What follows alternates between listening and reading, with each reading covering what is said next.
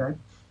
Neil asked, what is the process used to spot check officers' body cameras monthly? So I presume you do it monthly. I don't know. So if you could talk to us about, how you go about spot checking, video, and then, again, how that's either used in disciplining or retraining officers, or used for your overall training that you're doing to the whole cadre. yeah, so it is done monthly. So every sergeant is assigned like an administrative officer pool. So that sergeant is responsible for spot checking at least 3 of those officers' videos per month. So the way it works is we have our CAD system and our RMS, which generates our calls for service.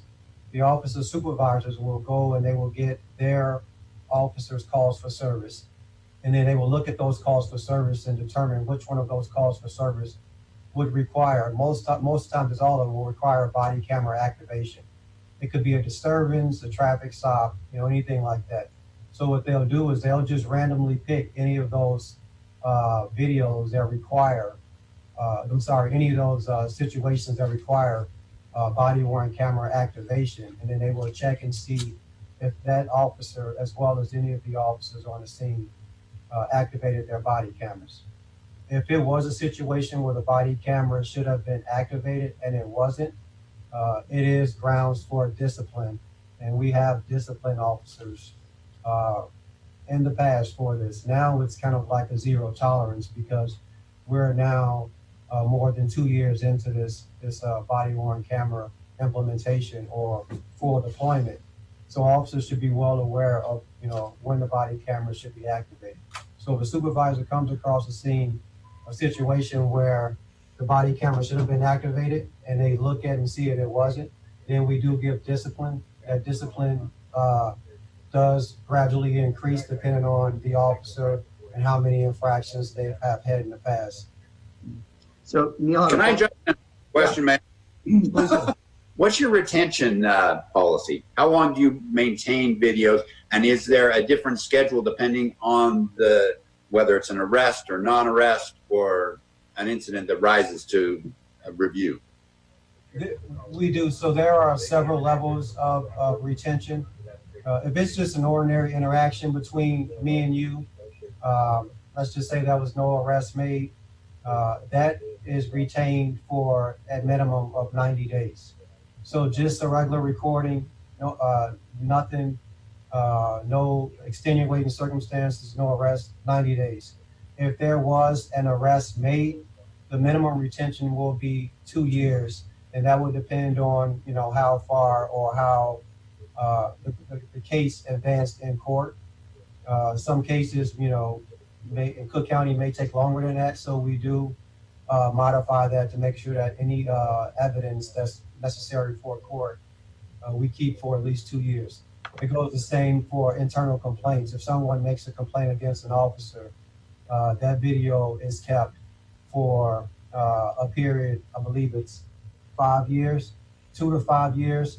But I mean, even to go further, so we have here at the Evanston Police Department, we have an interaction with a citizen, and we're not sure, but we think that interaction may lead to a complaint down the road. We make the officer do a report and document that interaction, even if the complaint hasn't come in yet. And then we tag that video to make sure that video is saved for 2 years as opposed to the 90-day period. And what a lot of people don't know is the Cook County State's Attorney has a portal into our video, our Axon body-worn camera video. So we can send, and the State's Attorney can view video from the State's Attorney's office with respect to cases that may be of great interest to them. Neil had a follow-up question. How many officers have been caught not meeting the department's rules on body camera usage since the inception of the program, and what are the penalties for those officers? And somebody else had asked that question. When did we start using body cameras with all the officers here in Evanston? you know? That happened. I want to say like 2018.